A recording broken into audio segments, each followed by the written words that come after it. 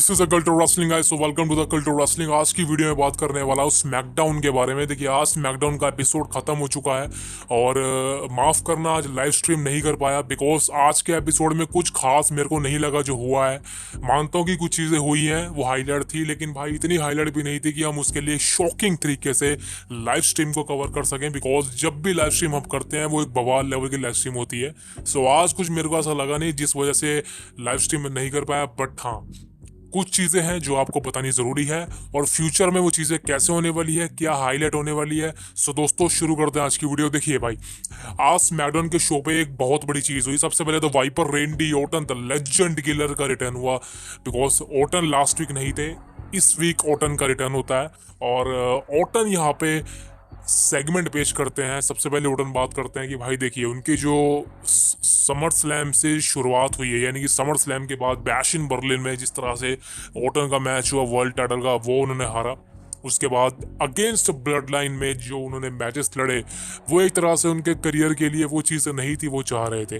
Because कहीं ना कहीं भाई हम सब जानते हैं कि ओटन का जब से रिटर्न हुआ है कंपनी के अंदर सर्वाइवर सीरीज लास्ट ईयर से, तब से लगातार मतलब कि भाई back to back Randy Orton हर मैच को हारी जा रहा है। आई गेस ओटन के फैंस इस बात को एक्सेप्ट नहीं कर पा रहे। बिकॉज रेंडी ओटन के लिए अगर आपके पास बुकिंग नहीं है तो भाई आप बुकिंग के लिए ओटन को बुक मत कीजिए। कोई नॉनसेंस मैचेस के लिए ओटन को बुक मत कीजिए। जैसे कि सबसे बड़ा नॉनसेंस मैच था ओटन का इस साल रॉयल रंबल में होना, वो एक फैटल फोर वे मैच था। बिल्कुल जायज़ नहीं था ओटन के लिए, बिकॉज ओटन बहुत अच्छे लेवल का सुपरस्टार है। रेंडी ओटन बड़े बड़े लेवल का सुपरस्टार है। रोमन रेंज के साथ एक सिंगल मैच मिलना चाहिए था रॉयल रंबल के अंदर, जो उसको नहीं मिला। ये सबसे बैड बुकिंग थी उसके करियर के लिए। उसके बाद चेंबर में उसको हरवा दिया गया, वो सबसे गलती, बहुत बड़ी बैड बुकिंग थी। रसल मेनिया में उसको हरवा दिया गया, बहुत ही बैड बुकिंग थी। उसके बाद जो भी चीज़ हुई, तो ओटन के लिए कहीं ना कहीं देखा जाए अभी तक कुछ मैसिव चीज़ नहीं हुई है। हाँ, ओटन की फिजिक काफ़ी अच्छी हो गई है, उसका वेट बढ़ गया है जिस वजह से भाई वो चीज़ें हो रही है। लेकिन यार ये ओटन हमें नहीं चाहिए, ये लेजेंड किलर हमको नहीं चाहिए। हमको चाहिए द ओरिजिनल रेंडी ओटन जो हमने देखा है, वो चाहिए। भले ही वो मैचेस हारे कोई फर्क नहीं पड़ता, लेकिन वो ओटन चाहिए जिसके अंदर एक ऐसा पर्सोना था जिसको देख के भाई सामने वाला अपोनेंट कांप जाता था। उसका heel character, the punt kick, वो वाला ओटन चाहिए हमको। वही लग रहा था भाई ऐसा ऐसा हो जाएगा, शायद ऐसा होने वाला है। बिकॉज ये बात तो सबको पता है भाई, आज नहीं तो कल ओटन का हील टर्न कन्फर्म है। ओटन बात कर ही रहे होते हैं तभी the American nightmare Cody Rhodes interrupt करके भाई सेगमेंट को ओटन के पास आ जाता है। अब इन दोनों की सेगमेंट चल रही होती है और इन दोनों में बातचीत होती है। सबसे पहले तो भाई कोडी रोड्स की वही बातचीत की रोमन रेंस के साथ मैंने टीम अप नहीं करनी थी। वही बात सबके समझ से बाहर है कि भाई रोमन रेंस के साथ टीम अप क्यों करने चाहिए। बिकॉज अब रोमन रेंस एक ट्राइबल चीफ नहीं रहा, रोमन रेंस ब्लड लाइन का हिस्सा नहीं रहा, जिस वजह से भाई रेंडी ओटन और खासकर केविन ओवेंस कोडी रोड्स की इस बात से अपसेट है। और होना भी चाहिए भाई, बिल्कुल होना चाहिए। बिकॉज कोडी रोड्स ने कहा था कि मैं रोमन का साथ नहीं देने वाला बैड ब्लड में, उसके बाद वो रोमन का साथ देने के लिए तैयार हो जाता है। भाई ये तो वही बात होगी ना, दुश्मन से प्यार, समझ लो। सो ये चीज़ें कहीं ना कहीं केविन ओवेंस को, रेंडी ओटन को पसंद नहीं है, खासकर ओवेंस को तो बिल्कुल पसंद नहीं है। तो आज यही बात ओटन करते हैं। ओटन कहते हैं देखो कोडी, तूने जो करना था तू कर चुका है, कोई दिक्कत नहीं है, ये तेरी लाइफ है, तुझे जिसको चुनना है चुन, जिसका साथ टीम अप करनी है कर, कोई प्रॉब्लम नहीं है। बट एक चीज़ कंफर्म है कि अभी हमारे बीच में कोई प्रॉब्लम नहीं है। लेकिन हाँ, अगर तुम्हारी ओर से कोई प्रॉब्लम क्रिएट हो जाती है आगे चलकर, तो ये बहुत बड़ी गलती होगी। तो यहाँ पर द वाइपर रेंडी ओटन एक बात कंफर्म कर देते हैं कि आगे चलकर, जी हाँ कंफर्म है भाई, ओटन का हील टर्न होने वाला है कोडी रोड्स पर। ये बात तो कंफर्म है और ये होगा ही होगा, बहुत ही जल्दी होगा। आई थिंक ये साल भी हो सकता है। और आज के एपिसोड में कंफर्म है भाई, ये बात हमें हाईलाइट बता दी गई है। The Easter egg has been dropped on SmackDown today because Orton ने यहाँ पे कोडी रोड्स को वार्निंग दे दी है कि भाई अगर तुम्हारी ओर से गलती होती है तो वो सबसे बड़ी गलती होगी। ये बात तो कंफर्म है। और यही चीज़ हमको मेन इवेंट में देखने को मिली आज, जो मैच चल रहा था केविन ओवेंस का ओटन का versus Tama Tonga and Jacob Fatu, I think तो 16 सुगा, सॉरी। तो कहीं ना कहीं भाई आपको पता है फिलहाल इस मैच में भाई जेकब फाटू और 16 सिकुआ तो हारने से रहे। बिकॉज आपको पता है भाई उनका मैच होने वाला बैड ब्लड में, तो उनकी टीम को एक पावरफुल दिखाना है, वही होता है आज के मेन इवेंट में। कोडी रोड्स आके इंटरप्ट कर देते हैं जब ब्लड लाइन की पूरी टीम अटैक करती है ओटन और ओवेंस पर। देखा जाए तो कोडी रोड्स तो भाई अच्छा करने ही आ रहा होता है, लेकिन कहते हैं ना कभी कभी आपका अच्छा दूसरे के लिए बुरा बन जाता है। वही चीज़ हुई, ओवेंस इंटरेक्ट हुए और डिस्ट्रक्शन हो गई, ओवेंस का पिन हो गया। और आपको पता है इस मैच में solo Sikoa and टामा Tunga, Jacob फाटू जिनकी भी टीम अप थी वो जीत गए आज। और एंड में हम देखा भी है कि जिस तरह से केविन ओवेंस भाई धक्का दे रहे थे कोडी रोड्स को, कहीं ना कहीं टेंशन बढ़ने वाली है। बिकॉज केविन ओवेंस का तो भाई हील टर्न कंफर्म था पहले होने वाला, लेकिन वो शायद टल गया। बिकॉज जिस तरह से कोडी रोड्स की हरकतें हैं वो सही नहीं जा रही। बिकॉज सही में बिकॉज केविन ओवेंस बिल्कुल नहीं चाह रहे थे कि कोडी रोड्स रोमन का साथ दे। बिकॉज जो रोमन रेंस ने केविन के साथ किया है 4 सालों तक वो बहुत गलत था, सैमी ज़ेन के साथ किया था। तो कहीं ना कहीं बिल्कुल मैं भी होऊंगा, अगर मैं भी केविन ओवेंस की जगह होता मैं तो तोड़ फोड़ देता कोडी रोड्स को। कोडी रोड्स को ये बात समझनी चाहिए।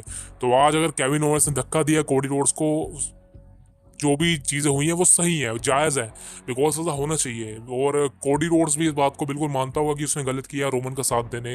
That is a major thing कि कोडी रोड्स का कहीं ना कहीं सिनेरियो गलत जा रहा है। कोडी रोड्स रोमन का साथ तो दे रहा है, वो ठीक कर रहा है, लेकिन भाई केविन ओवेंस के लिए, ओटन के लिए चीज़ें कहीं ना कहीं गलत जा रही हैं। और दोस्तों आपको मैं एक मेजर स्पॉइलर बताना चाहता हूँ इसी मैच से रिलेटेड, बिकॉज कहीं ना कहीं ये बात कंफर्म हो चुकी है कि कोडी रोड्स का रोमन के साथ जो भी टीम अप है ज़्यादा लंबा नहीं चलने वाला, ये बैड ब्लड तक ही सीमित रहेगा।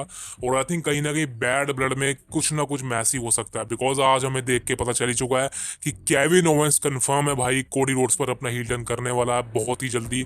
और आई थिंक कहीं ना कहीं अगर मैं अपनी प्रेडिक्शन बताऊं तो क्राउन जूल के अंदर आपको Kevin Owens versus Cody Rhodes के बीच में अनडिस्प्यूटेड टाइटल के लिए एक सिंगल मैच दिखेगा। कंफर्म बोल रहा हूँ, ये कंफर्म बोल रहा हूँ, आई एम श्योर ये होगा ही होगा। बिकॉज आज हमको देख के सब कुछ समझ आ चुका है। और जो लोग सोच रहे हैं कि कोडी रोड्स का ब्लड लाइन के साथ आगे कुछ चलने वाला, तो भाई मेरे को ऐसा नहीं लगता कि वॉर गेम में कोडी रोड्स का कोई भी लेने देना होगा। Because bloodline versus bloodline में Cody Rhodes is not a family of blood line.